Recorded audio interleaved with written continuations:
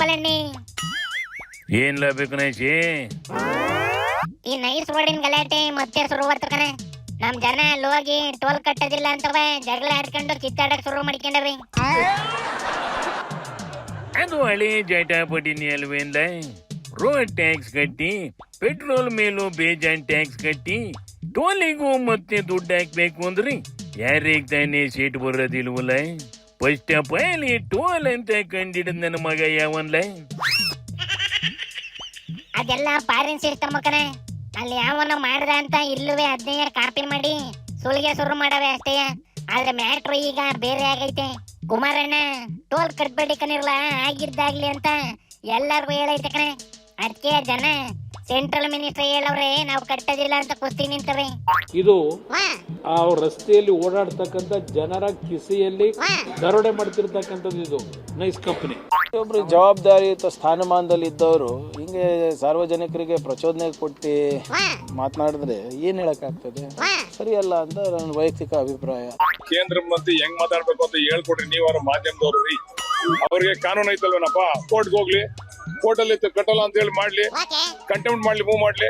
ಸುಮ್ನೆ ಏನೋ ಒಬ್ಬ ಕೇಂದ್ರ ಮಂತ್ರಿ ಆಗಿ ಜವಾಬ್ದಾರಿಯುತವಾಗಿ ಮಾತಾಡ್ಬೇಕಪ್ಪ.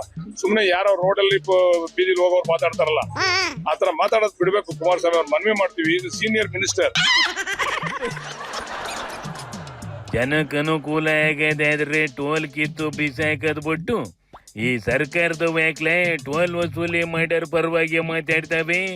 ಪ್ರೈವೇಟ್ ರೋಡು ಅಂತ ಇನ್ನೆಷ್ಟು ವರ್ಷ ಟೋಲ್ ವಸೂಲಿ ಮಾಡ್ತಾವಂತ್ಲೆ. ಸರ್ಕಾರವು ಅವ್ರ ಜೊತೆ ಶಾಮೀಲಾಗಿದ್ದಾರೆ.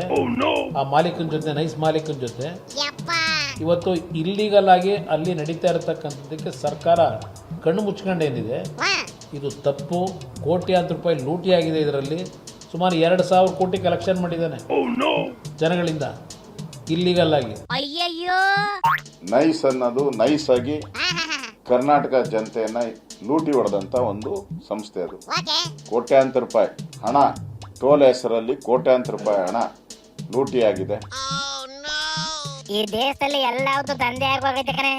ಇನ್ಮೇಲೆ ಮನೆಯಿಂದ ಆಚೆ ಬಂದ್ರು ದುಡ್ಡು ಕಟ್ ಬರ್ಬೇಕಾಗ್ತದೆ ಕಣಪ್ಪ. ಕರೋನಾ ಟೈಮಲ್ಲಿ ಅದನ್ನ ಮಾಡಿದ್ರಲ್ಲ ಬೇಕನಾಶಿ. ಮಾಸ್ಕ್ ಇಲ್ದೆ ಆಚೆಗೆ ಬಂದ್ರು ಅಂತ ದಂಡ ವಸೂಲಿ ಮಾಡಿ ಲೂಟಿ ಮಾಡಿಲ್ವೇನ್ಲ?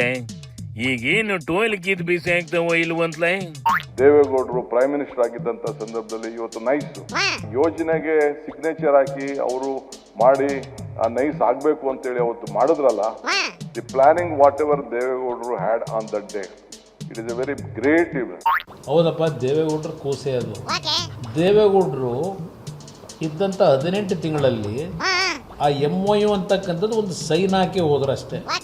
ಆಮೇಲೆ ಬಂದಂಥ ಸರ್ಕಾರಗಳು ಆ ಕಂಪನಿ ಮಾಲೀಕನಿಗೆ ರೆಡ್ ಕಾರ್ಪೆಟ್ ಹಾಕಿ ಅವನಿಗೆ ಉಜುರಿ ಮಾಡ್ಕೊಂಡು ಇವತ್ತು ಲೂಟಿ ಹೊಡಿಯಂಥ ಕೆಲಸಕ್ಕೆ ಪ್ರಮುಖವಾದ ಕಾರಣಕರ್ತರು ನೀವೇ ಇದ್ದೀರಿ.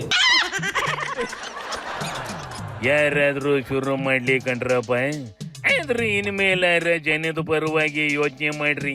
ಆ ಕೇಣಿಗೆ ಇನ್ನು ಎಷ್ಟು ವರ್ಷ ಪೇಣಿ ತಿನ್ನಿಸ್ಕೊಂಡ್ ಕಾಯಿಲೆ ಆಗ್ತೀರ ಅದನ್ನ ಹೇಳ್ರಿ. ಅದನ್ನ ಯಾರು ಹೇಳೋದಿಲ್ಲ ಕಣ. ಕೇಣಿನೇ ನೆಟ್ಟ ಉತ್ತರ ಕೊಡದಲ್ಲೇ ಓಡೋದು. ಜನ ರೊಚ್ಚಿಗಿದ್ರೆ ಟೋಲಿನ ಗೇಟ್ಗಳನ್ನೇ ಮುರಿದು ಜೋಬಿಗೆ ಇಟ್ಕೊಂಡು ಹೋಯ್ತವೆ ಕಂಡ. ಅದಕ್ಕೆ ಪ್ರಚೋದನೆ ಮಾಡಬಾರದು ಅಂತ ಕುಮಾರಣ್ಣಂಗೆ ಸರ್ಕಾರದವು ಪಾಠ ಮಾಡ್ತಿರೋದು. ಆ ಟೋಲಿನ ರೇಟ್ ನೋಡಿದ್ರೆ ತಲೆ ಕೆಟ್ಟೋಯ್ತದೆ. ಬಸ್ ಟಿಕೆಟ್ ತಗೊಂಡು ನಮ್ದೇ ಗಾಡಿಲಿ ಓಡಾಡ್ದಂಗ ಅನ್ನಿಸ್ತಾ ಇರ್ತದೆ ಕಣ.